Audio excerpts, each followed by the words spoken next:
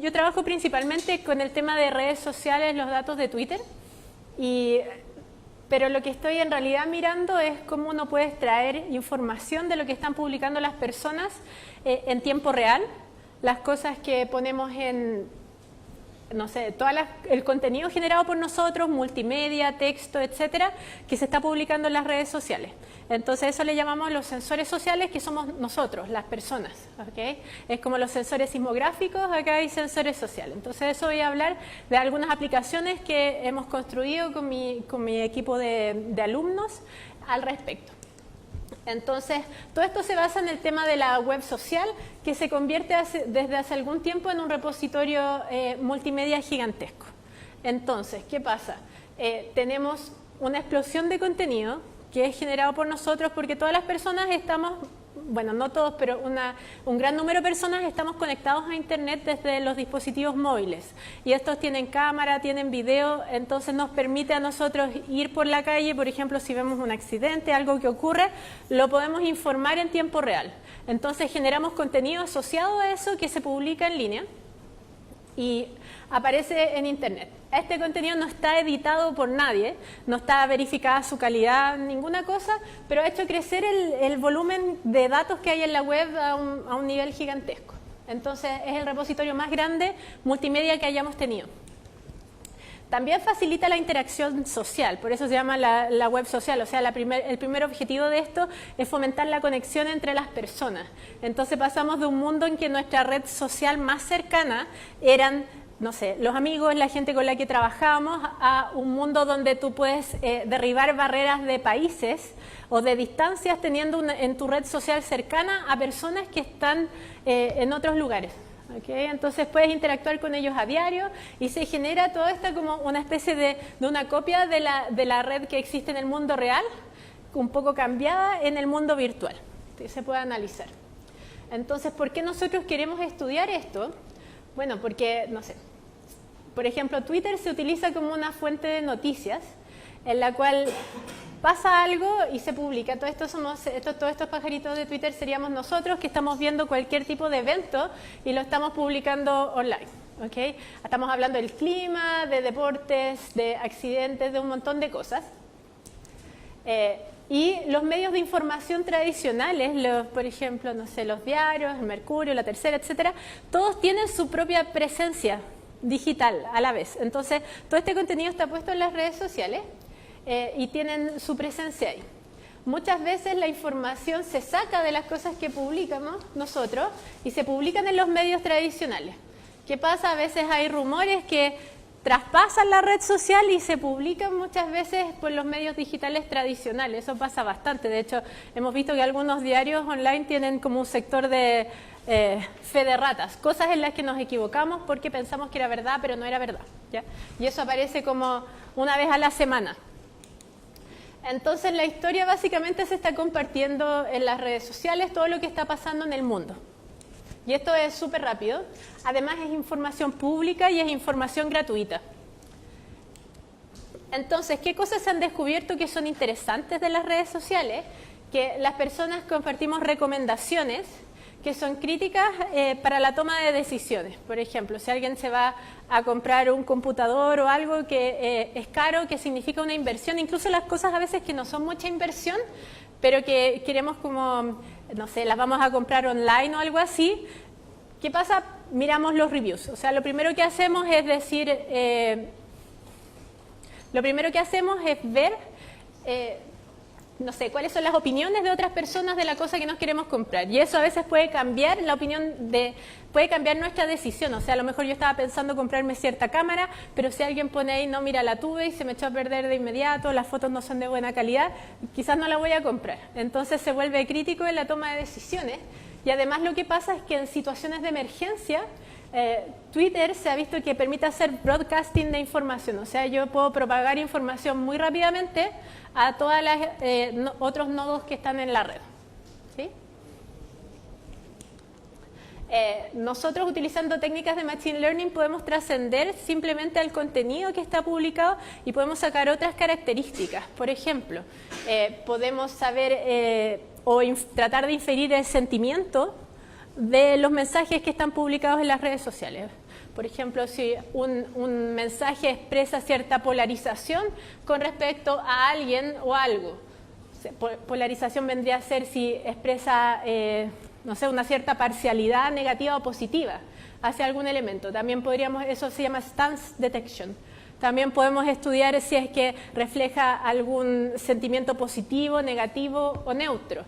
Y todo esto se hace con técnicas de aprendizaje automáticas de Machine Learning, que lo que hacemos es, hay bastantes datos que hay personas que los etiquetan y van a marcar ahí, mira, este mensaje tiene sentimiento positivo, este mensaje tiene sentimiento negativo, y luego todos esos ejemplos se los vas a mostrar a un algoritmo de aprendizaje de máquina y tratar de aprender ese comportamiento para etiquetar datos nuevos. ¿Ya? Yo no sé en realidad qué tan familiarizados están con eso, pero eso es básicamente lo que se trata de hacer. ¿Okay? Entonces, básicamente se genera como todo este gigante diluvio de información y nosotros utilizamos técnicas de minería de datos, que son técnicas que permiten trabajar con grandes volúmenes de información para tratar de extraer algún conocimiento útil a partir de esto. Entonces, ¿en qué se basa? En que yo no puedo...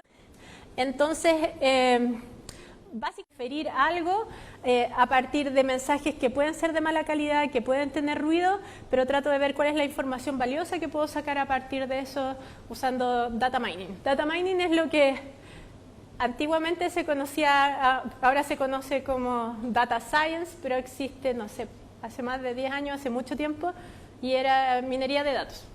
Solo que ahora tiene un nombre más cool. Entonces, proyectos actuales en los que nosotros trabajamos con los sensores sociales son detección y descripción de sismos en tiempo real, y de esto voy a hablar ahora. También detección de situaciones de emergencia y question answering, preguntas y respuestas usando información de redes sociales. Entonces voy a hablar un poco de cada uno de estos ejemplos. Entonces tenemos este sitio que se llama Twicali, que si buscan twicali.cl, espero que esté online, porque estamos como, ahora que somos un instituto milenio, estamos pasando a tener, ojalá, servicios más profesionales. Esto fue desarrollado por mi alumna Yasmín, que exalumna de Magíster, y que ahora ya está trabajando en otro lado, entonces estamos en proceso de migrarlo a tener ingenieros que mantengan estos sitios, ¿ya? Así que podría estar caído. Se meten pero no se cae, está súper bien hecho. Entonces está twicali.cl. Entonces básicamente está esto: cuando ocurre un sismo, estamos todos ahí, y dentro de este grupo de personas que estamos conectados a las redes sociales son muchas. Entonces somos tantas que siempre va a haber alguien que tiene el tiempo o la voluntad de publicar en Twitter, ¿ya? Y puede ser súper fuerte, y siempre va a haber alguien que quizás no tiene miedo, entonces va a publicarlo. Entonces esa es como la gracia de que haya mucha gente, que siempre va a haber alguien que va a dar la información que necesitamos. Entonces normalmente entre 2 y 3 segundos que empieza el evento, empiezan a aparecer los primeros mensajes en las redes sociales que tienen que ver con el sismo. ¿Cómo los detectamos? Porque son personas hablando de temblores. No sé si se han metido en las redes sociales cuando hay un terremoto, un temblor, y es como, oh, temblor, así, y sale con mayúscula y con mucho garabato. O sea, todo eso va aumentando en la medida que hay más, que es más fuerte, ¿cierto?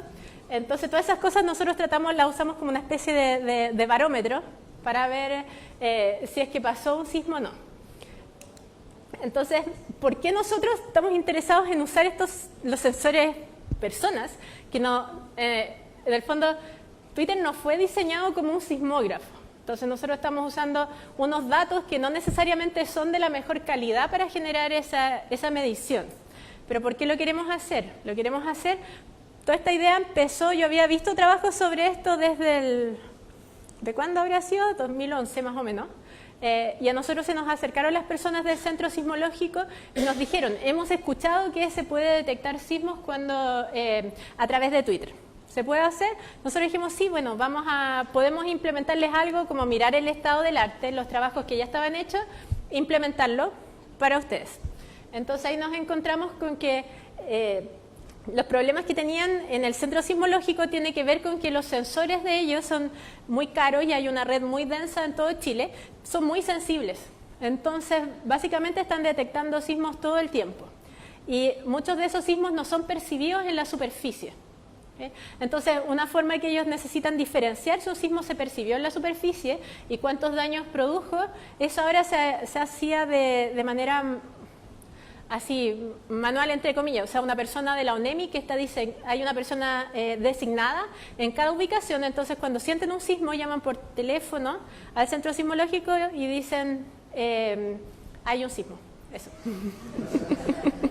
Entonces dicen eso ¿y qué pasa? Ahí se toma nota. Pero si la persona, por ejemplo, si es un sismo de poca envergadura y la persona andaba en su auto o se estaba duchando o estaba durmiendo algo y no lo percibió, no lo va a informar. Esta cosa es súper útil porque les permite a ellos tener un catálogo completo que permite estimar luego en situaciones de sismos más grandes cuáles son los efectos que van a haber en ese lugar.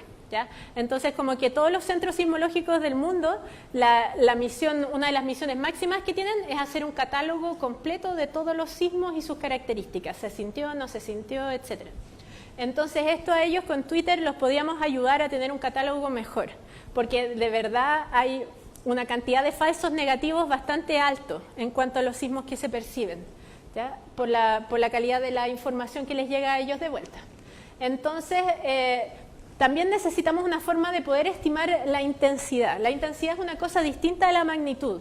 En Chile tenemos como harta cultura sobre esto, que no es lo mismo en otros países, pero por si alguien no sabe, la magnitud en el fondo es una medida en una escala exacta de cuál fue el tamaño del sismo.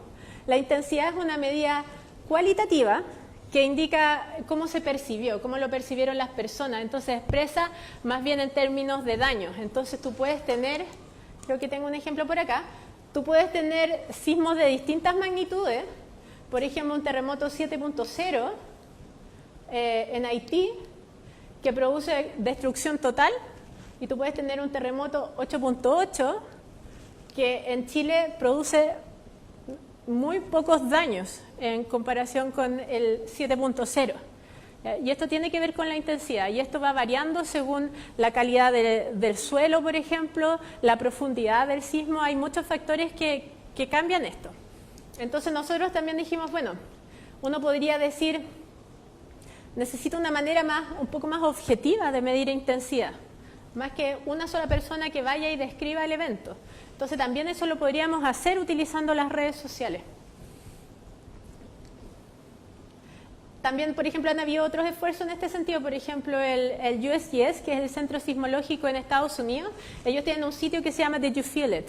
Entonces, lo que ellos han hecho es hacer crowdsourcing, ya que es dar esta tarea a un montón de personas, a una multitud. Si alguien siente un sismo, se conecta a la página esta Did You Feel It? Y tú reportas cómo sentiste el sismo. Entonces, básicamente lo que están tratando de hacer lo mismo.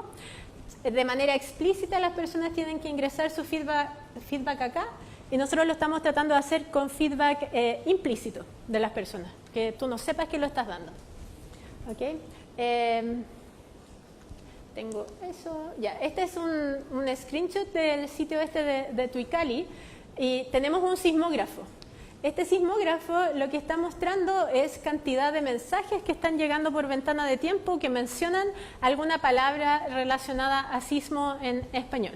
Entonces, temblor, terremoto, sismo, hay distintas cosas acá que hemos ido identificando y juntando de otros trabajos también como una lista de palabras. Y cuando se producen como estas pequeñas anomalías, se marca una especie de alarma que dice acá, posiblemente hubo una detección de un sismo.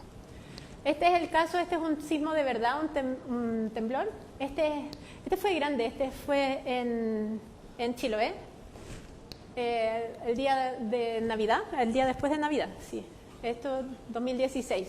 Entonces, y ahí se ve inmediatamente la explosión de mensajes y luego cómo empiezan a decaer.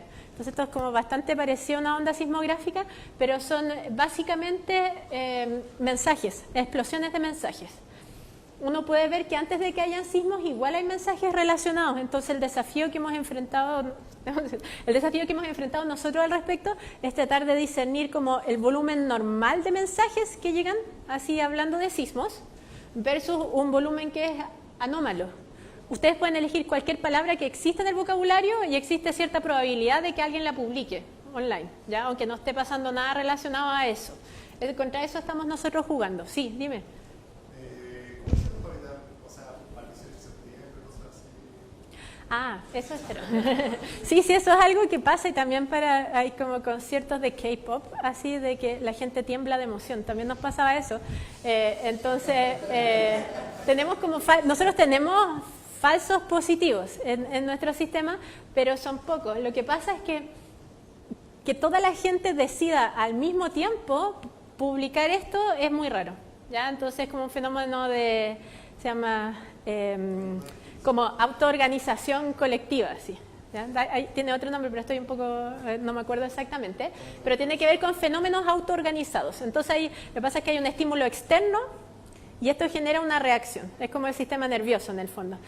Y eso es lo que tratamos de detectar. Tú podrías ver quizás para el 18 un incremento gradual de los mensajes que hablan de terremoto, pero no va a ser tan explosivo como este tipo de fenómenos.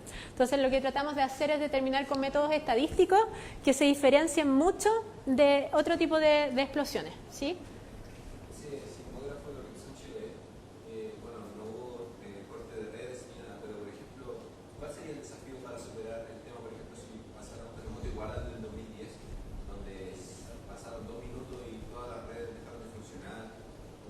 Todas las redes menos Twitter. Pero con internet, me refiero, quedamos todos sin internet, no podemos comunicarnos ni por llamada ni por internet. A eso me refiero, como quedáis sin internet en un terremoto muy fuerte.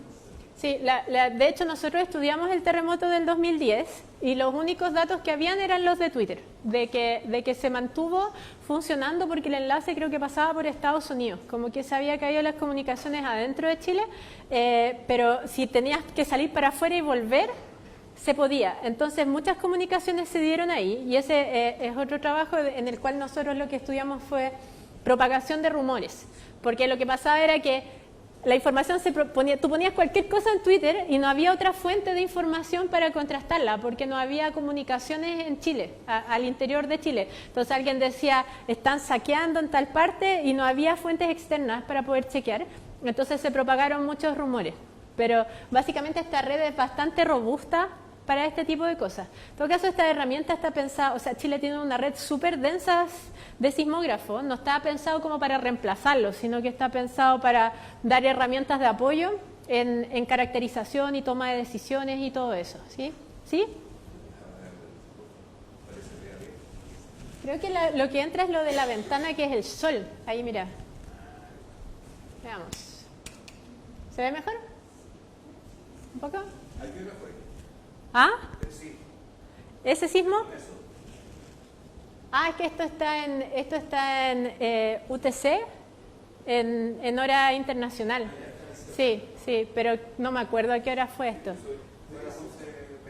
Ajá, sí, no, no está en hora chilena. Está en la hora que usan en el... ¿Sí? ¿Debería? Sí, debería. Ustedes pueden entrar y ver esto mismo porque hay un archivo histórico. Entonces pueden buscar todos los sismos que han pasado y caracterizarlos y navegar. ¿Cómo voy con el tiempo? Quedan todavía 5 minutos. ¿Me quedan 5 minutos? Ah, entonces voy súper mal con el tiempo. Quería hablar de un montón de cosas más. 5 minutos para los 10 anteriores a tu término. ¿Ya? ¿Te acuerdas? Ah, ya. Ok, entonces voy súper bien. Sí. Ok, entonces también lo que hacemos nosotros es que marcamos de dónde vienen los mensajes para que se pueda hacer una idea de cómo se empezó a propagar esta onda sismológica. Y lo que pasa es que la información en Twitter es de muy mala calidad en cuanto a la ubicación. O sea, la gente que enciende su GPS y publica con GPS es alrededor del 1%. Entonces lo que hacemos es tener ubicaciones como inferidas, que son de más mala calidad, que por ejemplo mirar la ubicación de perfil, entonces eso tiene harto error, pero básicamente nos estamos aprovechando como de algo que se llama wisdom of the crowds, o sea, tener muchos datos de muchas personas y si muchas personas hablan de que están en tal parte, está bien que algunos perfiles estén malos, pero si todos están hablando de este lugar es bastante probable que sea ese lugar. De eso estamos tratando de hacer. No sé si tienen más preguntas con respecto a esto. ¿Sí? Como que la veracidad, o sea, si un instituto quiere ver y tomar esta información como sismógrafo real, pero la veracidad, al ser de Twitter, yo debería tener una botnet que sí. un montón de... Sí. ¿No hay alguna defensa que tiene? Nosotros en este momento no, lo que hacemos es tomar a lo más un mensaje por usuario. ¿ya? Entonces, para que pudieras generar una explosión de mensajes, tienes que tener, no sé, 1000 usuarios y hacerlo. Lo que pasa es que esto es en el fondo está pensado como una herramienta de apoyo. Entonces, tú tienes la detección del sismógrafo y además tienes esta. Entonces, ahí las contrastas las dos. De hecho, esto sería fácil conectarlo con lo que está, con las cosas que tiene el centro sismológico y hacer algo como integrado, ¿sí? Entonces tú ves que si están desconectadas, entonces no lo es. Pero sí, cualquier sistema que yo publique exactamente cómo está construido puede potencialmente ser atacado, o sea, ¿sí?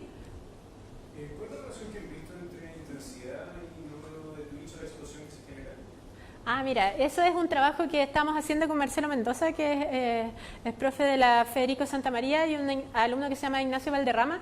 Lo que hicimos es tratar de predecir cuál es la intensidad a partir de los tweets. Entonces, para eso entrenamos un clasificador, como por comunas nos pusimos a mirar la cantidad de mensajes que había para ciertas intensidades y luego construimos un clasificador que puede predecir bastante bien la intensidad.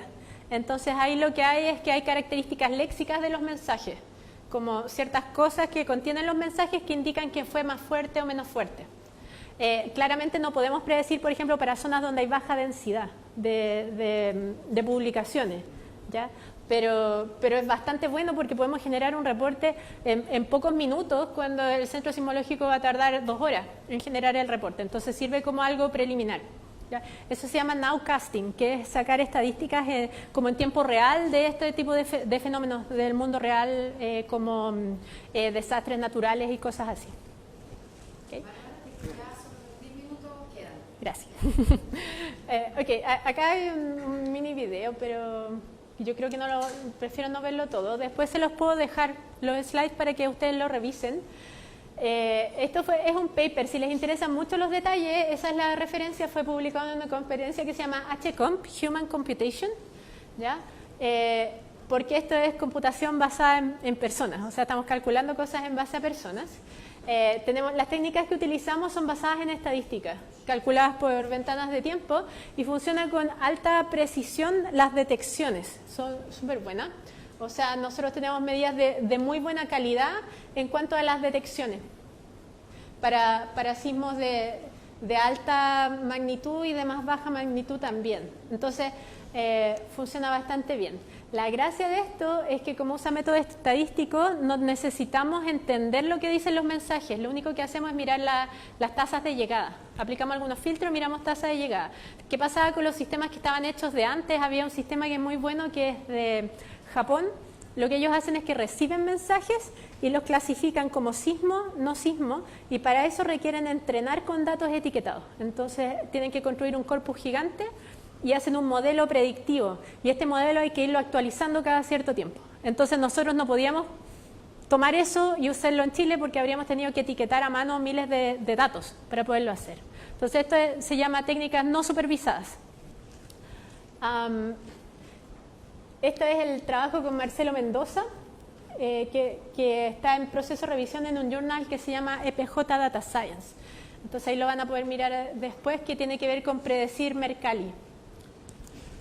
Hay otra cosa que nosotros hemos estado trabajando, es ver si podemos detectar situaciones de crisis que afecten a un número importante de personas. ¿A qué me refiero? Esto puede ser desastres naturales, puede ser atentados terroristas, puede ser distintos tipos de situaciones que generen una crisis en un número importante de personas, y queremos hacerlo de manera agnóstica al idioma.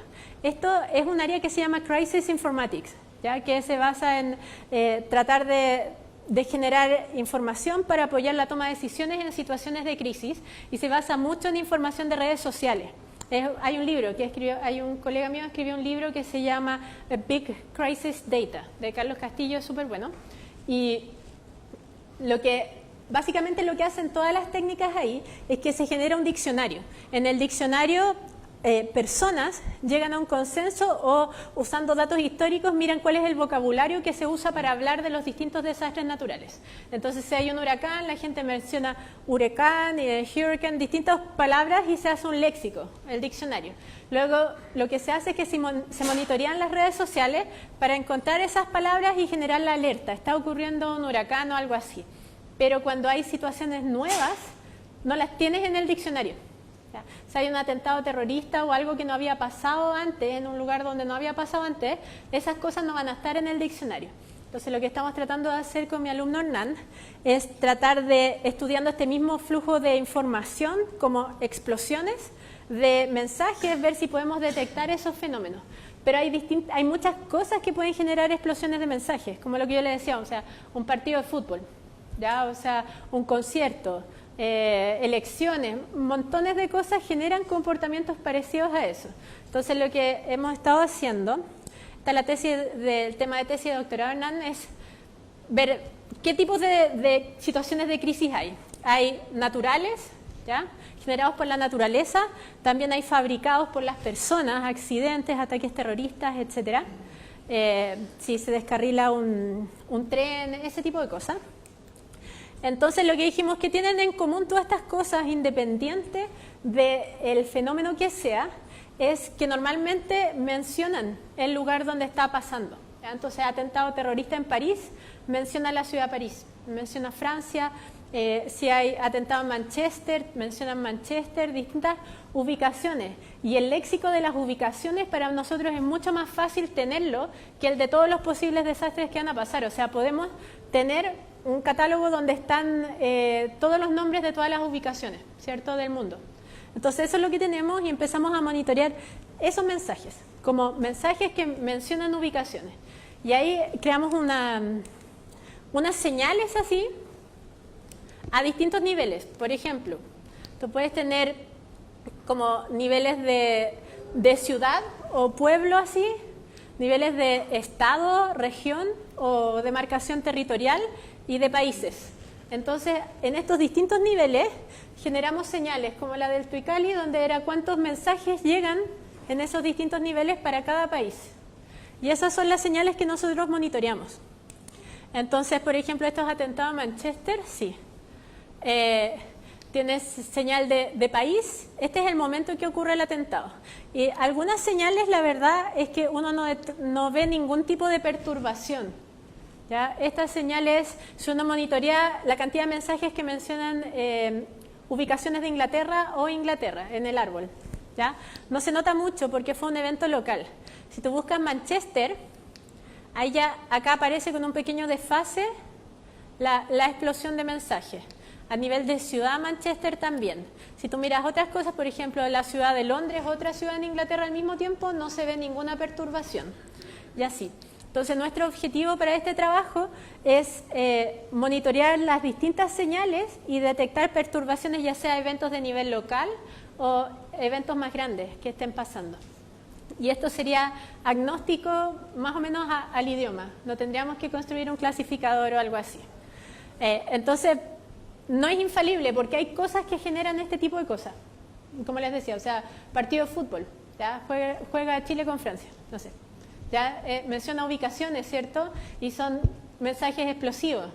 Entonces lo que queremos básicamente es hacer como un primer filtro para un experto, generar mensajes que son candidatos a poder ser una situación de crisis. Entonces filtramos información para que otra persona pueda tomar la decisión después. ¿Qué más? Con esto logramos detectar un 80% de las situaciones de emergencia y hay un 30% de falsos positivos, que es lo que podría filtrar ya una persona, pero no tiene que estar mirando todo Twitter todo el tiempo para detectar esto.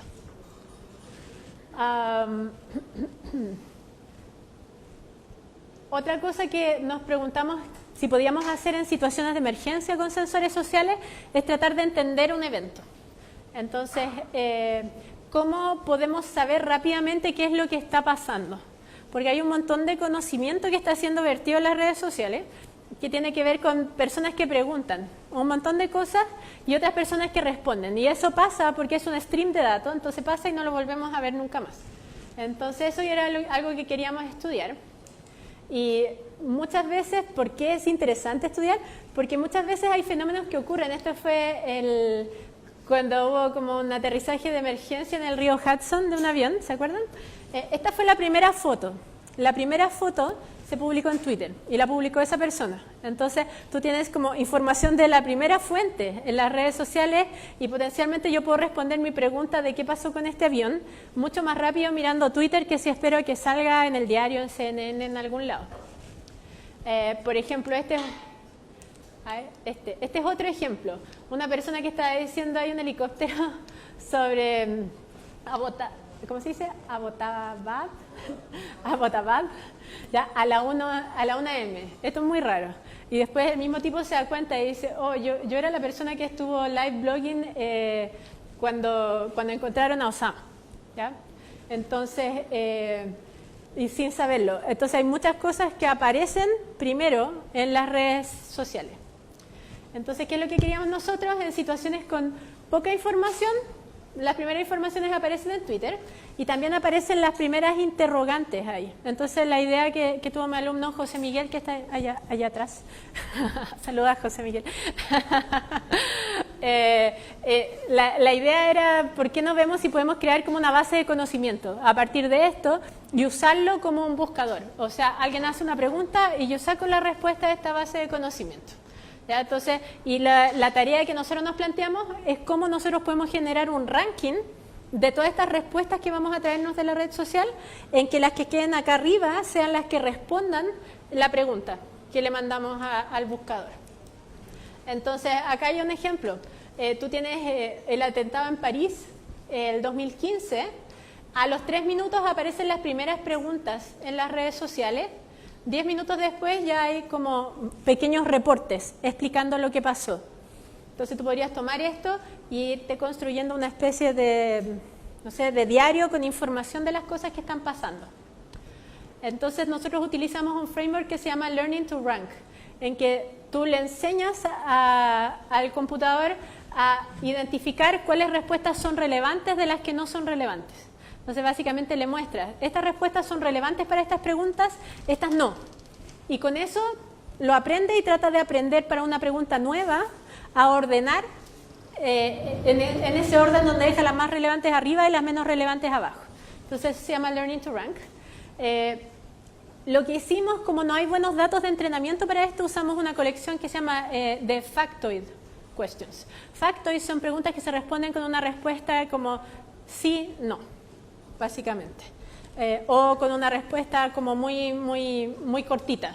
Ya tiene una respuesta exacta. Esas son las factoids. No hay como distintas opiniones al respecto. Y hay corpus que tienen preguntas y sus respuestas. Y también te dan la expresión regular para que tú hagas calzar cualquier texto y veas si está correcto o no con la respuesta, que es única. Entonces, con eso nosotros entrenamos a partir de Twitter para poder identificar. Sacamos preguntas, las mandábamos a Twitter y tratábamos de aprender a rankear las respuestas relevantes. Ahora, la gente pregunta poco estas cosas. O sea, por ejemplo, esta es una pregunta factoid, ¿ya? ¿Quién pintó la Mona Lisa?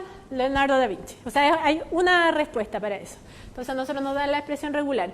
Y estas cosas las podemos responder con Twitter. O sea, hay gente hablando de todo en todo momento. O sea, puede encontrar respuesta a cualquier cosa. La gracia después era usar como este sistema que nosotros entrenamos con estas preguntas fáciles para ver si podíamos responder preguntas más difíciles. Y eso vimos que también lo podíamos hacer analizando ya con casos de estudio, eso es como analizando manualmente los datos para ver si respondían bien. Porque la verdad es que no tenemos como una colección para poder contrastarlo. Hay características que les voy a dejar, cosas en las que nosotros nos fijamos para poder ver si una respuesta es relevante. Tiene que ver con características de los usuarios, por ejemplo, cuántos followers tienen, si los contenidos tienen la cantidad de URL, cantidad de palabras, o sea, reducimos todo como a números, ¿ya? Todas las características de los tweets, y eso en base a eso tratamos de aprender si algo es relevante o no. Nosotros demostramos que el modelo que construimos podíamos obtener respuestas relevantes a preguntas que uno planteara en la red social. Entonces da evidencia del valor que tiene las redes sociales como base de conocimiento, ¿ya? Que nosotros podríamos estar almacenando en tiempo real. Bueno, como resumen de este trabajo, se ve como un valor enorme para los sensores sociales de información en tiempo real, no solo de sismos, sino que de un montón de fenómenos que están afectando a las personas, como un montón de estímulos del mundo real que nosotros podemos detectar a través de esto. Se puede utilizar como apoyo a la toma de decisiones en situaciones en que hay poca información. Eso es útil.